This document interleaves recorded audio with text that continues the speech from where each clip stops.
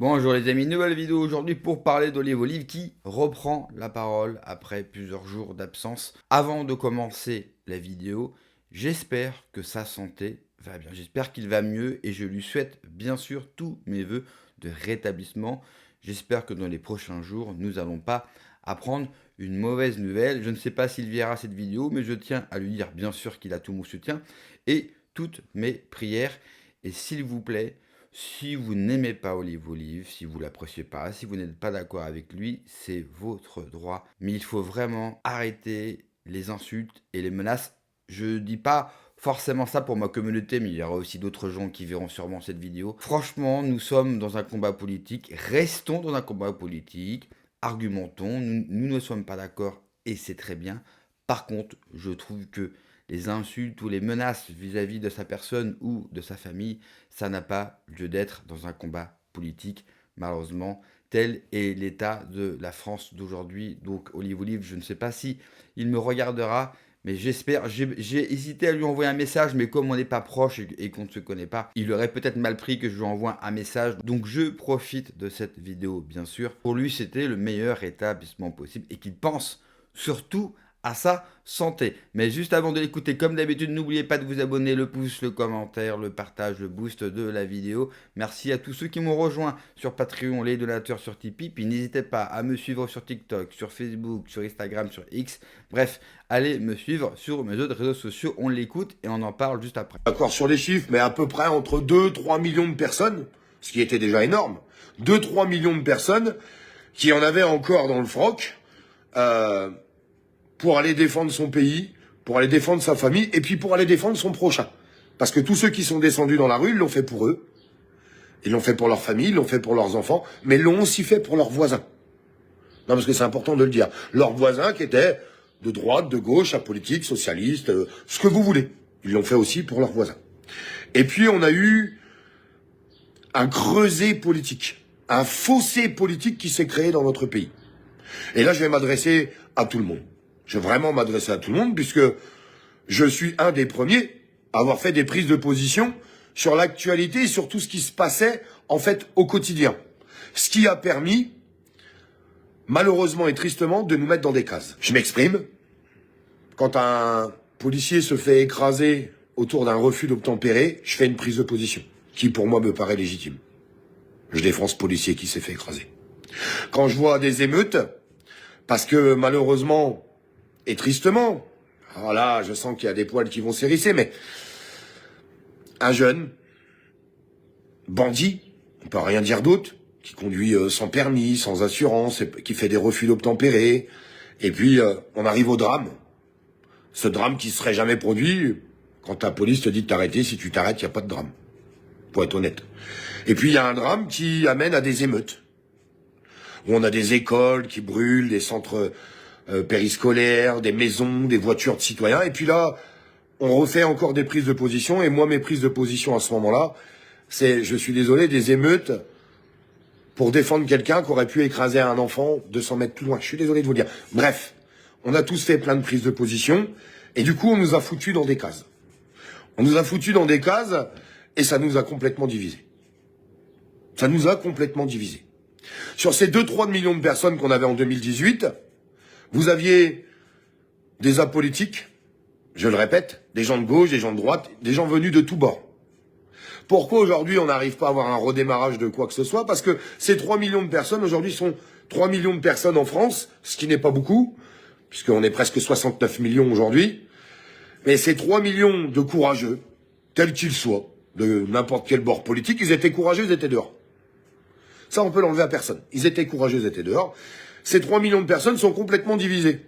Et aujourd'hui, ça ressemble plus à 500 000 personnes de la France insoumise qui restent, qui seraient prêts à militer, 500 000 personnes, ce que moi j'appelle patriotes, qui aiment leur drapeau français, qui aiment les valeurs de la France, qui aiment les traditions de la France, enfin, toutes ces choses-là, encore 500 000 là, encore 500 000 apolitiques qui sont là-bas, et du coup, on est complètement éclaté sur le territoire. Complètement éclaté. Et aujourd'hui, du coup, on n'est plus capable de se rassembler, puisque on le voit bien, et c'est le triste constat que je suis obligé de faire. Dites-moi si je me trompe. Même quand il y a des rassemblements de patriotes, on l'a vu avec Ludo, Magelia, qui avait fait des rassemblements patriotes un petit peu en France, vous avez systématiquement des contre-manifestations qui sont en face d'eux et qui montent les uns contre les autres. C'est vrai ou c'est faux? Dites-moi si c'est vrai ou si c'est faux. Donc aujourd'hui, on est dans une situation avec des politiques qui sont juste là pour nous dépouiller, et ils le font très très bien. Très très bien. Et ils vont continuer de le faire, et ils continuent de le faire aujourd'hui. On en parlera dans la suite du live, parce que malheureusement, c'est pas un scénario dramatique, hein. C'est la triste réalité de ce qui va se passer. Ça peut paraître dingue, mais qu'au début. On n'est qu'au début.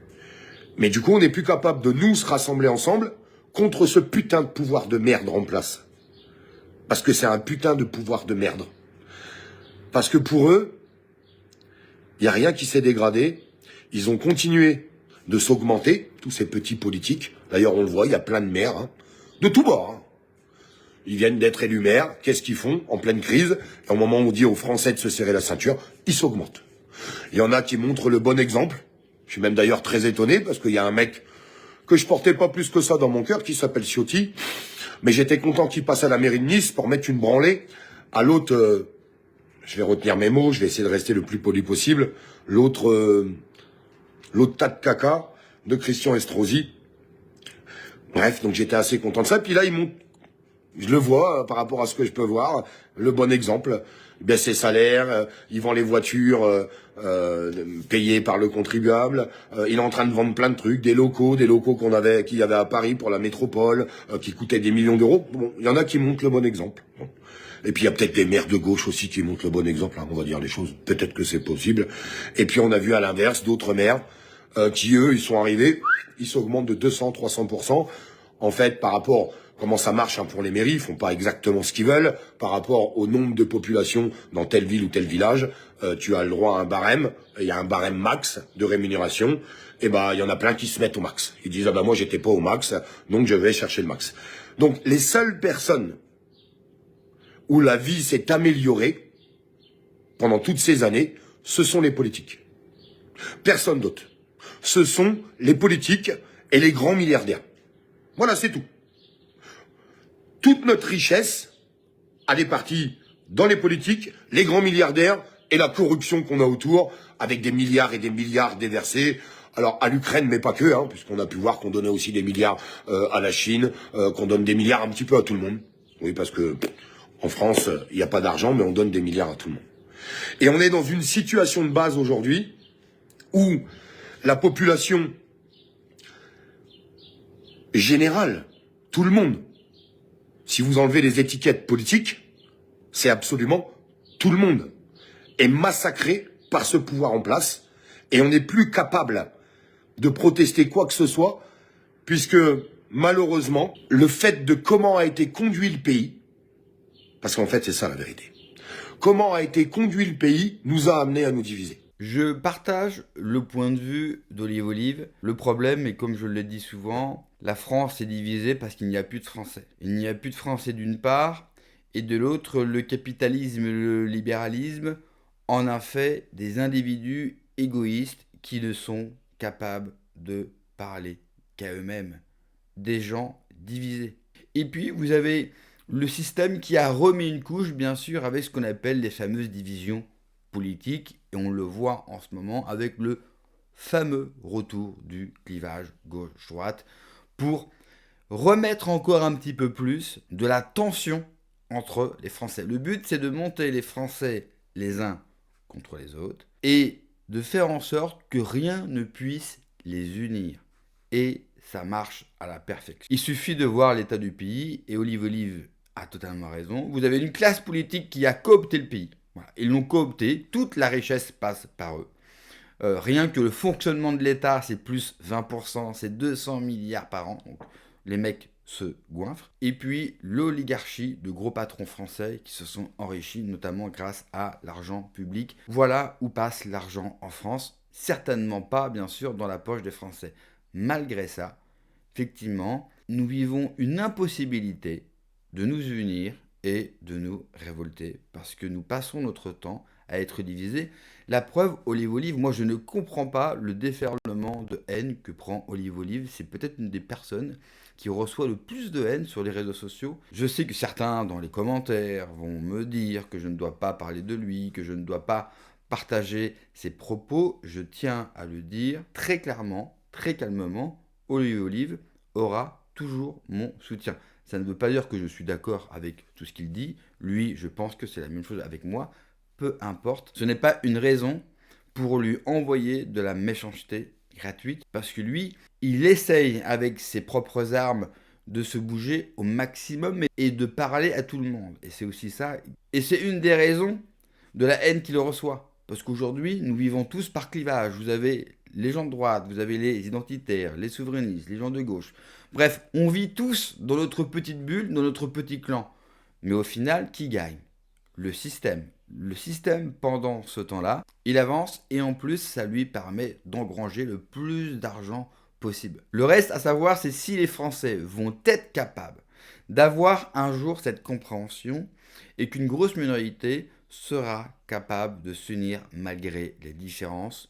Ça, je ne le sais pas. Moi, je pense que ça sera des conditions particulières qui poussera peut-être les gens à se révolter, mais je pense pas qu'une union apparaîtra entre les Français. Ils sont trop désunis et je pense également que la plupart des Français ne comprennent absolument rien, ne comprennent pas ce qu'il se passe dans le pays et ne comprennent pas également le déclin aussi bien de la France que des Français d'un point de vue anthropologique. Ou alors, peut-être la venue d'une personne qui sera capable par son charisme, par son discours, d'unir le maximum de personnes. Au moment où je vous parle, les deux critères ne sont pas réunis, donc il nous faut patienter et puis quelque part se lamenter sur la situation actuelle. Olive Olive, si tu me regardes, garde ta santé. Ta santé, c'est la chose la plus importante. Nous n'avons pas de prix sur le réel, ni moi, ni lui, ni personne, et on ne peut que remarquer, bien sûr, l'inaction des Français. Merci d'avoir regardé la vidéo, les amis. N'oubliez pas, comme d'habitude, de vous abonner, le pouce, le commentaire, le partage, le boost de la vidéo. Prenez soin de vous, que Dieu vous protège. Allez, ciao.